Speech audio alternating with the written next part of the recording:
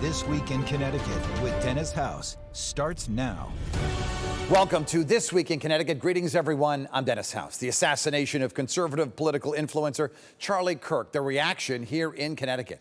Have you noticed more wasps and hornets lately? Why is that? And the dangers these bugs pose. Dr. Gail Ridge of the Connecticut Agricultural Station will join us. Plus, another new college president in our state. We will meet the new leader of Trinity College, Daniel Lugo. And great news about an iconic Connecticut diner. First up, the death of conservative political activist Charlie Kirk, shot and killed while speaking at Utah Valley University. Kirk, a close ally of President Trump and a face of young conservatives in this country. News 8 political reporter Mike Cerulli talked to young conservatives here in Connecticut about the movement and their generation as a whole. He was often the first person that someone would see, that they would hear, that would motivate them to become involved in politics. At 25 years old, Connecticut Young Republicans Chairman Patrick Berland is part of a generation of American conservatives who were galvanized by Charlie Kirk and the unique brand of outspoken, prove-me-wrong politics that the late 31-year-old pioneered. He is one of the people that made being a conservative on a college campus cool again. That change in cultural attitudes has manifested in a notable shift in the youth vote toward Republicans. Zach Kessel, a 24-year-old conservative writer, explains. You look at the results of the 2024 election, how President Trump did, especially with Gen Z males, that Charlie Kirk made a massive and very real electoral impact. There would not nearly be the number of young conservatives that there are now without Charlie Kirk, and frankly, even more so, the number of young conservatives is almost besides the point. It's how much he empowered young conservatives and even just young people who were curious about the political process to get involved and to feel comfortable in the conviction of their beliefs. That's Andrew Tamaro, another Gen Z conservative and local elected official here in Connecticut. Without a doubt, the conviction of Kirk's beliefs often brought controversy. Protests of his campus events were frequent, but for those who now mourn him, the loud debates he spurred were part of the point. People of differing views exchanging words, not violence.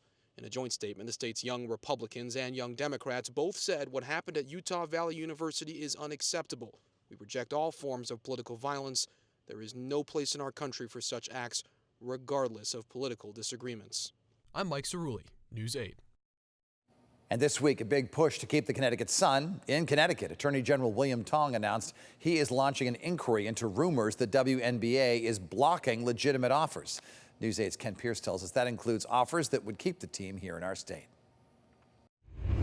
We are women's basketball, and we're a dominant force in the sport broadly. That's why Connecticut's Attorney General says the Connecticut Sun should stay in the Nutmeg State. He announced he is sending a letter to the commissioner of the WNBA. Commencing an inquiry into the circumstances surrounding the potential sale of the Connecticut Sun.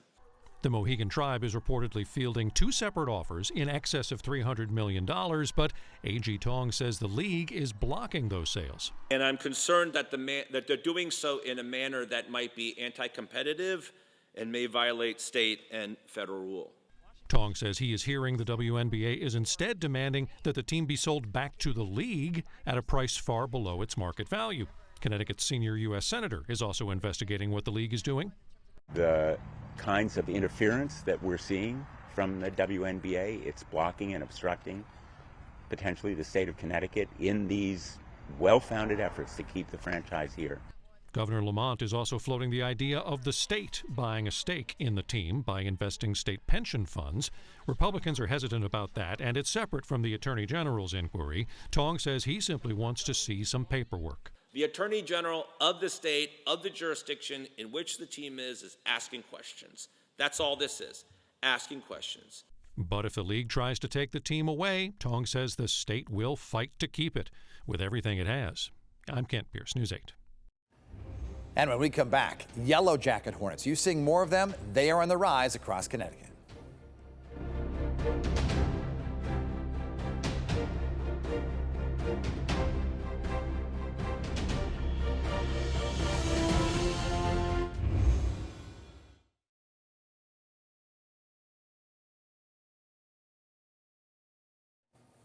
Late summer is a busy time for yellow jackets and wasps, and this year there are more than usual. Their stings can be painful, and in rare cases deadly. My grandfather, in fact, was killed when attacked by a swarm of yellow jackets.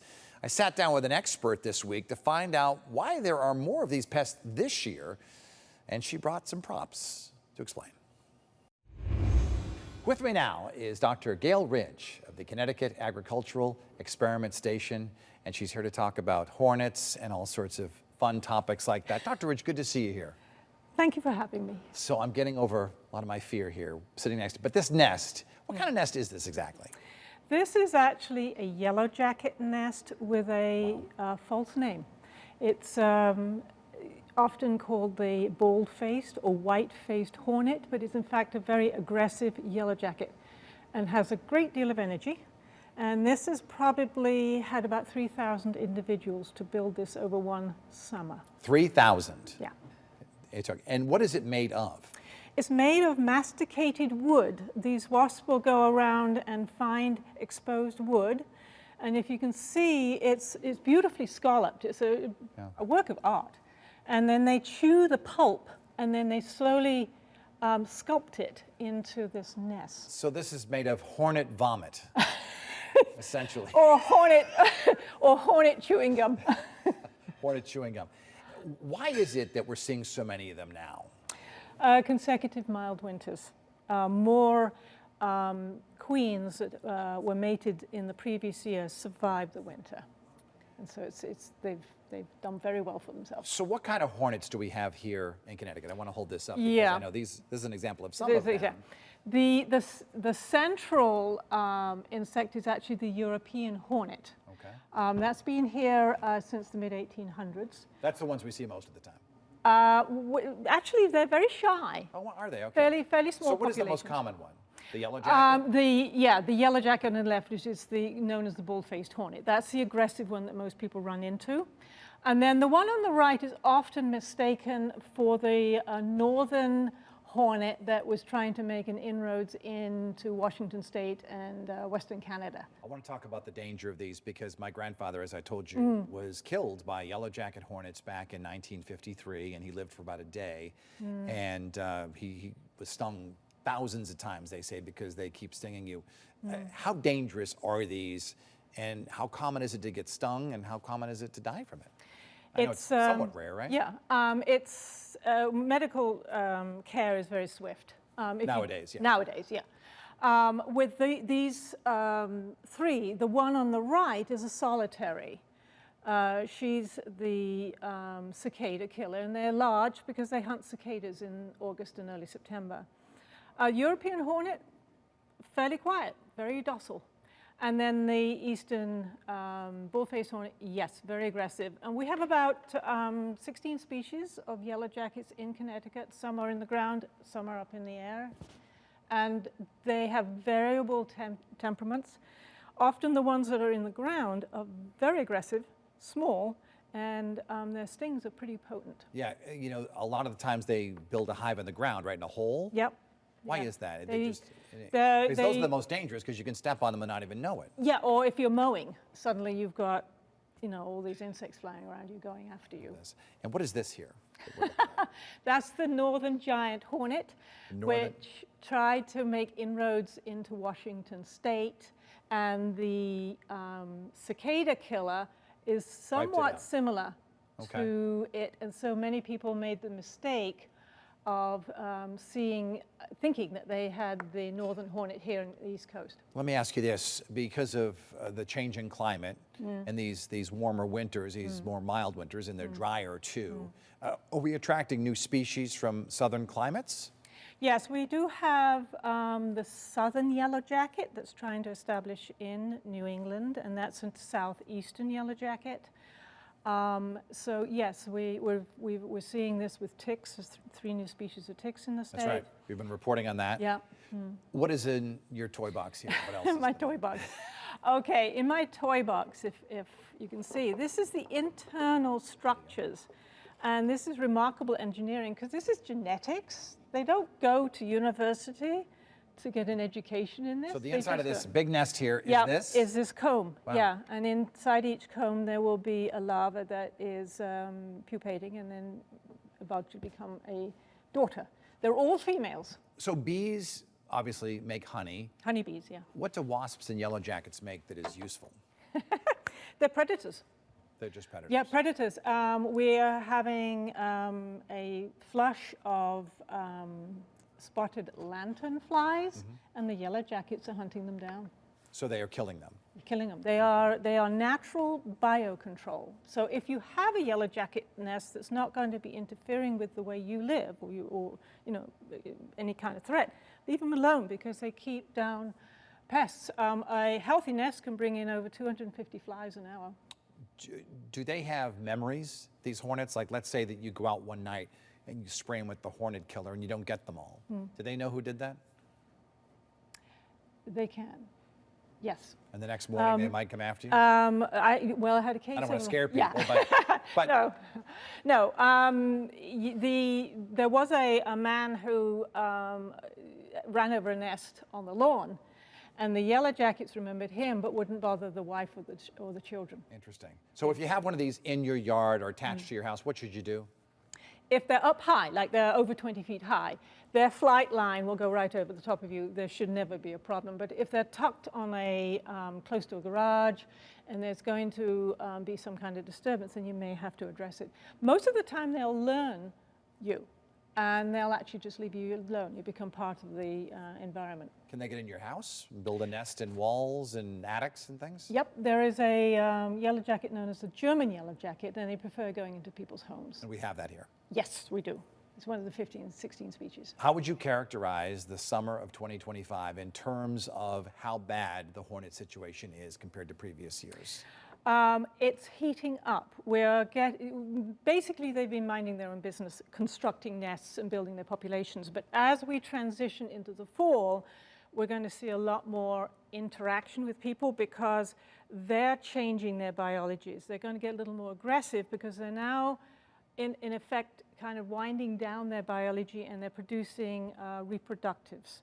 And they're also wanting to get a lot of sugar, so they'll be in orchards and vineyards. They'll be hunting for the sweets. So it's bad out there this year.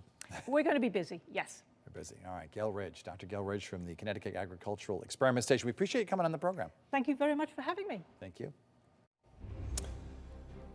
If you want to read more about the death of my grandfather, you can go to my Facebook page or my blog, dennishouse.tv. When we come back, another new college president in our state.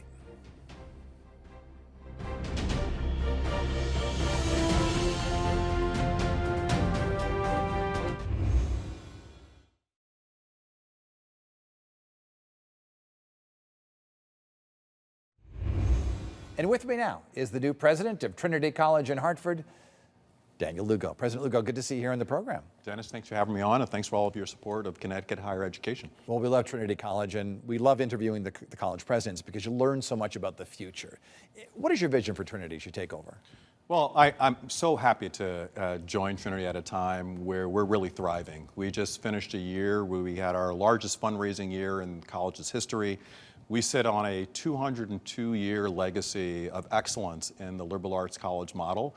And the future really is designed for our types of graduates to lead commerce, business, civic, community engagement of all kinds. And so my vision is to further strengthen Trinity in its academic cores. So we are ensuring that our curriculum is the right content for a 21st century graduate to be able to compete out there in the world, to support all of our faculty and on the front line of their fields of scholarship and encourage them to bring our students along with them in that scholarship experience, and to further enhance our relationships with the city of Hartford. There is no question that when Hartford thrives, Trinity thrives, and vice versa. So very, very proud of all that we've done historically for the city of Hartford, and there's a lot more that we can do in the future. It is historic when you're more than 200 years old now. 201, right? 202 years. 202 years old now, and some people don't know that the Trinity used to be where the state capitol That's exactly right. was, and you gave up the land so that they could enlarge the capitol, and you moved down to No doubt. in You can visit the Capitol building and see that plaque that's been there since that smart business deal that got us onto another hill in the city of Hartford, and then opened up the opportunity for Hartford to be the capital versus the city of New Haven, where we're sitting right now. Your freshmen grew up during COVID. You know, they went to school and high school and all that during COVID. How is it impacting their college life, in your judgment? Yeah, I think that's something that I've noticed over my 22-year history in higher education, that students that have had this COVID experience are coming to campus with slightly different approaches towards interaction with each other, interaction in the class, and their expectations are different. I think they're much more prone to use technology, and I think what they're getting at Trinity is exactly what they want. They want more interpersonal connections. Our emphasis on being a residential community where they learn almost as much outside of the classroom as what they learn inside the classroom is incredibly important to their development. And I think that's really an advantage for us in our types of schools as we move into the future. We've heard about some battles between the Ivy League universities and the White House. Has Trinity had any difficulties with the administration at all in terms of being asked to do different things? Yeah, I think we're all paying close attention to what's coming out of Washington these days. And I think it's somewhat unfortunate the way American higher education has been picked on when it's truly one of the most exceptional parts of our economy and a part of our identity, and how we are the best providers of postgraduate education in the world, and how we've been a beacon for talent from all over the world to come to the United States, and we benefit from tremendous brain gain as a result of that.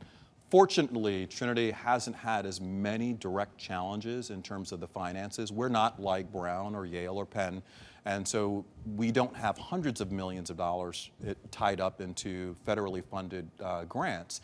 But you know, we have a thriving international community, both with students and faculty who have been very, very worried about the different policies and how that will affect their visas. And we do have a very, very advanced research portfolio on our campus that faculty lead that, you know, they've been slowed down in how they've been able to access funds. I hope we can get back to that partnership of where the federal government sees American higher education as the exact stimulus for the economy by bringing new goods and services and ideas to the table because of the research that these great higher education leaders provide. I want to talk a little bit about academics and how are things changing over the years as the world changes in terms of perhaps new majors or new fields of study? Yeah, and I think American higher education has been a very, very adaptive landscape for a long time. It's just the speed of change is picking up as technology is picking up. So you're seeing things like artificial intelligence, much more quantitative and data-centered literacy things coming into bear. And I'm proud that Trinity is on the leading edge of that curve.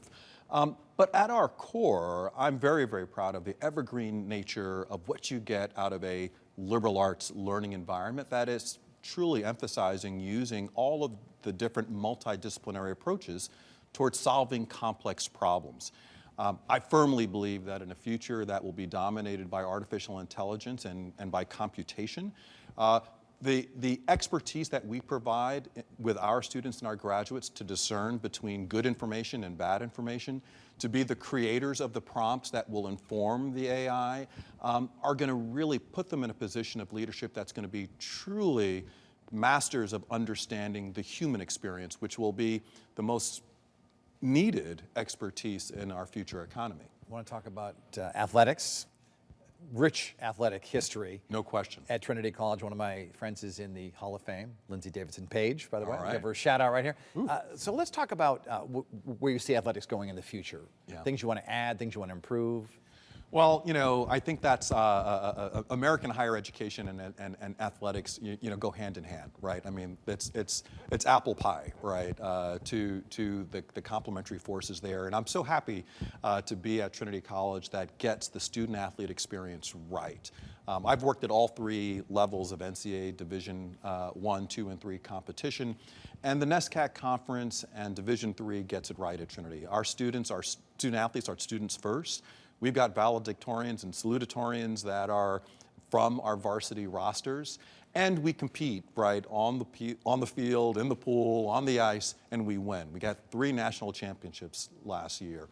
I think the future bodes well. We'll always be opportunistic of thinking about emerging sports, but we won't lose that core motivation to have a truly well-balanced student-athlete experience that makes us exceptional. And I think in this changing landscape of NIL, of the professionalization, right, of Division I competition and compensation, I think there are going to be a lot of students that are going to choose. Maybe they'll be good enough to be Division I athletes, but they'll choose to go to places like Trinity that compete at the highest level, but it's not their job, right? They actually want to be college students first and then have a really robust student-athlete experience. I want to talk a little bit about a complaint that we get often from parents and students about Trinity, and that is the location, because some people say that the state and the city need to step up its game and make it a better walk from Trinity to the Capitol. You pass Connecticut Children's, which is expanding and building, and Hartford Healthcare, which is investing a lot of money, but there's still abandoned diners, abandoned buildings, and a lot of kids don't feel safe walking from Trinity to downtown, which is about a mile. What would you like to see the state and the city do to help that? Yeah, I think, one, it's always important to know that Hartford is the capital of the state, and so bringing the governor, the mayor, our legislature all together to think about how do we invest, right, in our capital city to ensure that we're raising the tide for everyone is a really, really important project that Trinity has an important stake at that table and a leadership role to play there. I'll be quite honest with you. I'm encountering lots of students that are thriving in Hartford today. Oh, sure. No, right? no, I don't disagree with you there. That are really, really enjoying this. But I think there's a lot more potential for us to truly leverage the higher ed partners that we have there, to leverage St. Joe's and the University of Hartford and UConn's campus that's growing there. I think it'd be fantastic if Hartford became explicitly identified as a college city, as a college town, a place that draws young talent to the city to be proximate to all of those things. We've already got, you know, we're like the basketball capital, right, of the region, and we can really lean into that even better. Because Trinity is a big economic engine. Absolutely. You know, there's a lot of employees, a lot of students spending a lot of money. Hundreds of millions of dollars impact on the economy there, and from a direct impact in all of the community-based organizations and civic engagement enterprises that we sponsor and support. Well, best of luck. Daniel Lugo, he's the new president of Trinity College. Go Bantams. Go Bantams. Thank you, Dennis. We'll see you. Thanks for coming on. Appreciate it. I learned how to play squash at Trinity from the great Paul Asiante. Looking to connect with this week? We invite your emails and your suggestions about possible interviews. Reach us right here at WTNH.com. Also, you can connect with me on social media. I'm on X, Instagram, and Facebook. This Week in Connecticut. We'll be right back.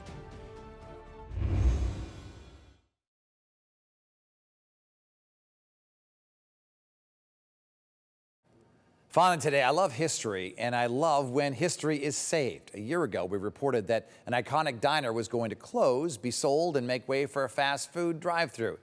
Today, some good news to tell you about. The Olympia Diner, we all know it, in Newington, opened more than 70 years ago, is staying open. Known for its glaring neon sign on the Berlin Turnpike, it'll be serving up delicious diner food for the foreseeable future. When I asked, they said, no, we are not closing. We are staying open, and we are all thankful for that. We thank you so much for sharing your time with us for This Week in Connecticut. You can catch us here every Sunday morning at 10 o'clock. Up next, Tom Dudzik at Capitol Report, and I'll see you tomorrow night on the news at 6 and 11. Have a great day, everybody.